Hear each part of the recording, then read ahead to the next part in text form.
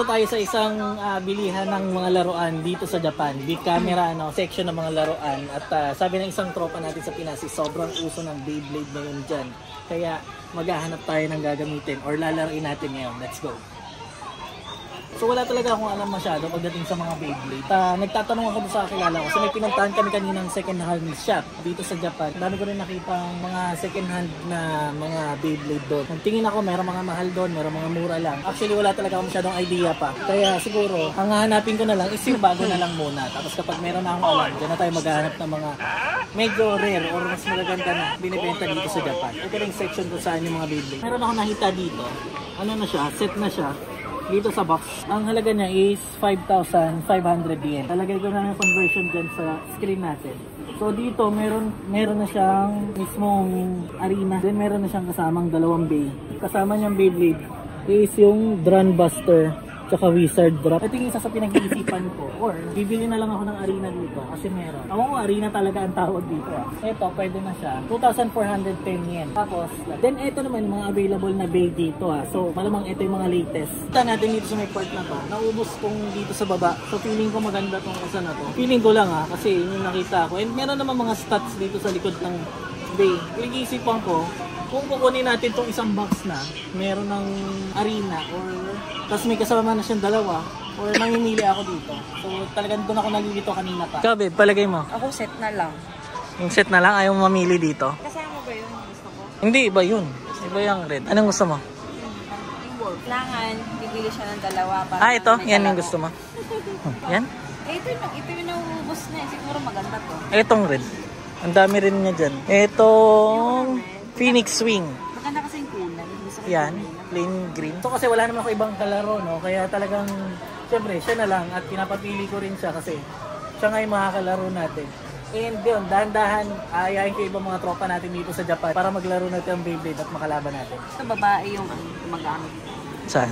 Sa anime. Sa stats pala, kasi may stats naman eh. Itong kasama sa box na to. Pero to kasi mas maganda iuwi na kasi buo na siya. So ayan, meron na kaso dito, Kogeki, yung attack yon. So nababasa ko yung ilan dito, kaso lang, hindi ko naman alam yung ibig sabihin. So search na lang natin yan. Pero kung magbabase tayo sa attack, itong kulay blue, 70. Ito kasing blue dito, babe. Drun Buster. Meron siya dito eh. Matagal daw ang stamina niya. Ito, Drun Buster, 1.8. Pero maganda to, yung attack niya 70, babe. Ilan yung attack niyan dyan? So nalilito talaga ako nung kukunin. Ang hirap na bumili ng walang alam. Ito ang ganda ng kulay, babe. Sinesearch na namin yung meaning. Talagang nalilito ako. Isa to, gusto ko. Or itong red na to, tsaka to.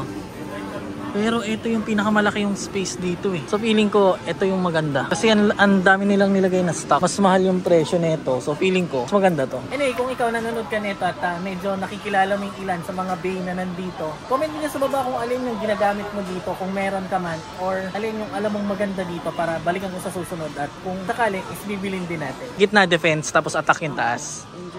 Okay, pero tatlo kasi yung stats kasi nga binubuo na ngayon to, binubuo yung base. So, bawat parts niya iba-iba yung stats. Bibili na lang ako ng separate. Buo na lang tayo, babe. Mamili ka ng gusto mo. Dahil yung may launcher na.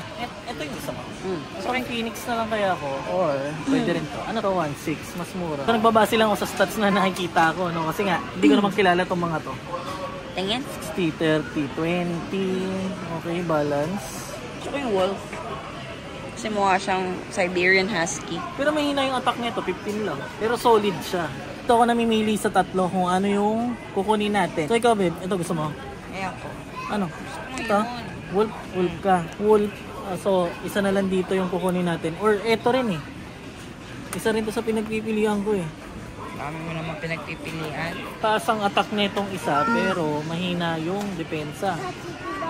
Hirap mamili, pero final decision ko, kukunin ko tong red kasi sa base sa stats niya, parang ito yung mas balance kasi yun, malakas yung attack, defense mababa, meron namang malakas ang defense, mababa yung attack. So itong red, which is itong Phoenix Swing, is feeling ko mas balance siya ng konti. Mataas attack niya, pero medyo hindi naman sobrang baba ng depensa. Okay ka na dito? So, tapos, sabay na rin natin kasi malamang bibili rin ako nito, yung upgrade ng launcher, may hawakan siya. So ito yung plano ko bilhin kasi white, 930 yen. Then arena, pagdating sa arena, pakicorrect ako kung mali yung term ko pero dati kasi arena ang tawag dito. 2,400, ito yung pinakamura. Yung curve niya dito sa may taas, parang ganito yung nakikita ko mga video sa Facebook yan sa Pinas.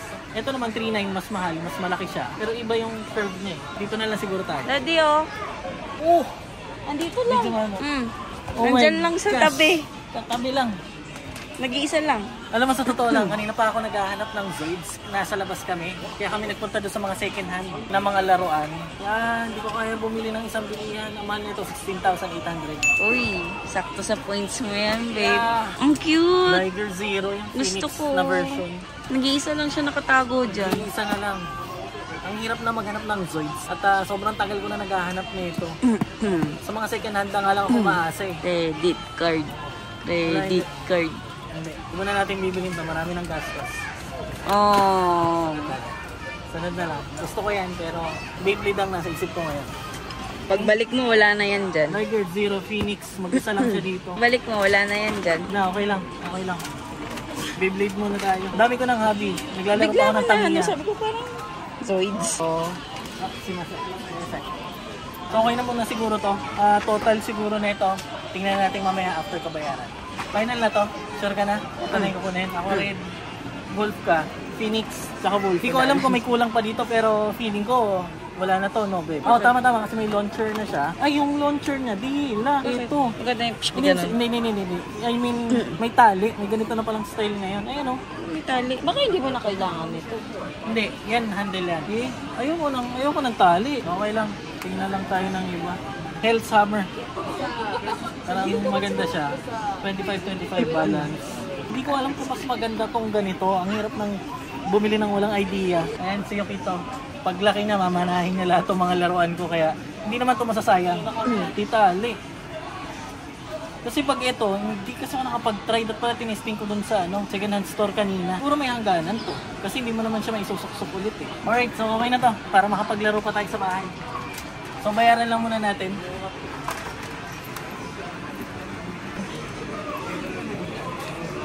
So ayan si Yukito, ang magmamana na ito mga laruan na pagtitripan ko. Ayan kapatid natin, sa binabantayan niya. Sinundo lang natin. Yukito, tara na. Hindi na tayo Meron Oo, wari. Kairimasa. So yung naging total ng pinamili natin, dalawang Beyblade, isang extension ng launcher, yung arena, is... Saka lang yung baby.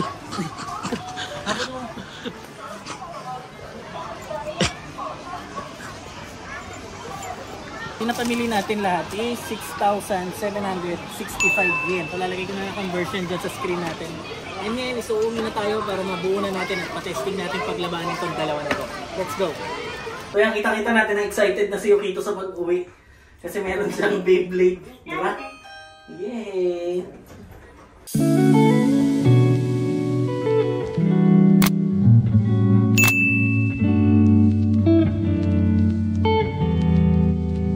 Alright, so yun, nakauwi na tayo dito sa bahay at eto na nga yung mga nabili natin, no? At na-lead sa akin ng reply yung tropa natin sa Pinas. Shoutout sa'yo, Fed Balisteros. Eto yung message niya sa akin, pakita ko sa inyo. So isa pala doon na set na box siya na meron ng isang kasamang bay is yun pala yung latest. Hindi ko alam kung alam ko yun na binili ko kaysa dito. Pero yun nga, katulad ng sabi ko kanina nung nag-video tayo doon. Ito yung stadium na nakikita ko doon sa Pinas. Yung ganito yung shape niya dito sa pinakaibabaw. Kaya ito yung pinili ko. And yun nga, wala pa naman tayo masyadong alam ngayon sa Beyblade. Kaya kapakapa muna tayo, tanong-tanong muna. Nalit lang ng reply sa akin tong si paring Fed. Kaya yun, ito yung nabili natin. Pero maling nga, next time, maisipan ko bilhin yan.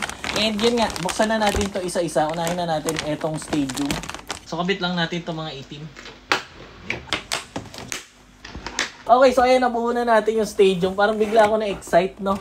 At dalawa pa itong i-unbox natin at alam ko medyo matatagalan to. So, madali na natin. So, habang ina-unbox ko, kwento ko lang. Nung bata kasi ako, meron akong mga ganito. Ako naaalala niyo yung mga kaidaran ko dyan, no? Nung unang nauso to dati. So, unbox muna natin itong Hell's Hammer, no? So, yun, nung bata ako, naglalaro kami niyan. Nag-uso pa yan noon na yung kumikislap kapag tumama sa mga pader. Yung parang merong pulbura na kasama doon sa parang... ano rin binubuo rin yung Beyblade nun Tapos parang ang hiwalay nun, yung bakal sa gitna na palakihan pa noon. Tapos parang delikado na rin kapag parang pag hinawakan mo siya, pwede ka masugatan dun sa ibang klase ng metal na ginagamit nila dun sa Beyblade. So ganito pala siya sa loob, no? So ayan, meron tayong user manual, syempre. So na-excite na ako paglabanin tong dalawang bay na to. So, ito yung laman ng box. Ito na lahat yon. So, yung Beyblade natin, nahati isa sa 3 parts. Yung launcher natin, then yung cord. Di ko alam kung ano yung specific na tawag dito. Paki-comment dyan sa baba. Pero ito, sure ako, launcher naman siguro yung tawag dito kasi naglo-launch tayo, no? At yun, buuin lang natin ito mabilisan. Next, etong Silver Wolf. At sabi sa atin ni paring Fed is nasa meta daw to ngayon, no? At saka pala, nalit nga kasi ng reply itong ang kaibigan natin na naglalaro nito dyan sa Pinas. At ang sabi niya, isa rin sa meta pala yung Phoenix Wing na hawak ko na kanina. Binalik ko pa. Pero yun, okay lang. Pwede naman natin balikan yun para bilhin ulit. Pero sayang lang, hawak ko na. Naisipan ko pang ibalik. Sa para dito sa Silver Wolf, eto yung mga laman niya. Sama-samahin na natin tong 3. Yosh! Okay. So, ayan, nag-click na siya. Ito na yung itsura ng ating Silver Wolf. So, pagdikitin ko lang sila nitong Hell's Hammer. Ito siya, side by side sa Hell's Hammer. Ito naman yung mga ilalim niya. Ito na ang oras para sa battle netong dalawa na to. Si Yumi-chan ang gagamit netong Silver Wolf dahil nabubulol pa ako sa silver. Basta yun, Silver Wolf. At dahil ito yung napili niya. So, yan, hawakan mo to sa'yo. And akin, yung Hell's Hammer. So, ito yung launcher mo. 3, 2, 1, go, shoot! Okay, first laban.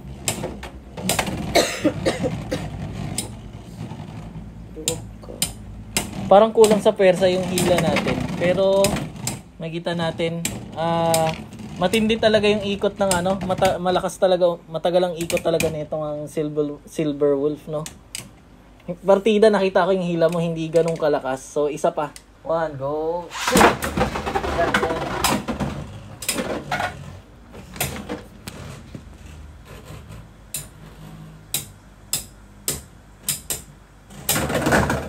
Laglag pa. So, nakita natin, nakailang ulit na kami. Talagang laging nananalo itong Silver Wolf laban dito sa ating Hell's Hammer.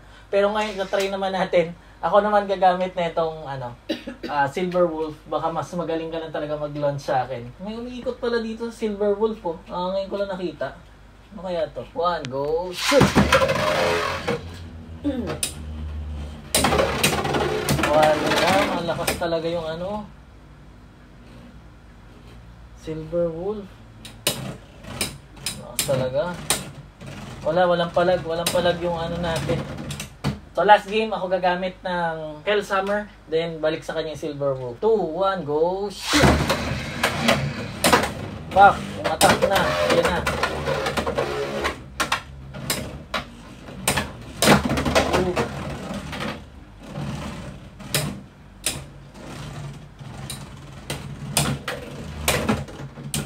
Bagsak.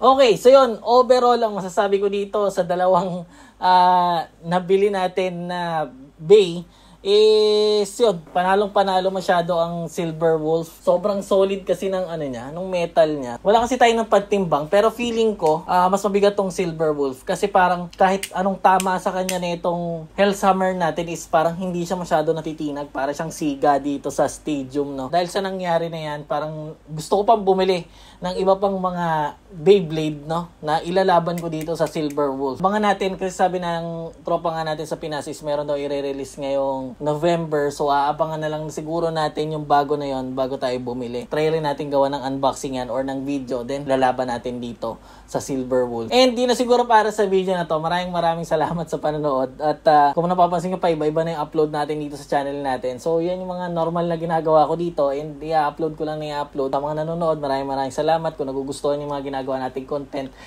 syempre, wag nyo kalimutan mag-subscribe dito sa channel natin. I-hit yung like button and mag-comment ka lang dyan ng mga opinion mo or reaction mo dito sa video na to. And kita ulit tayo sa susunod na video. Keep safe.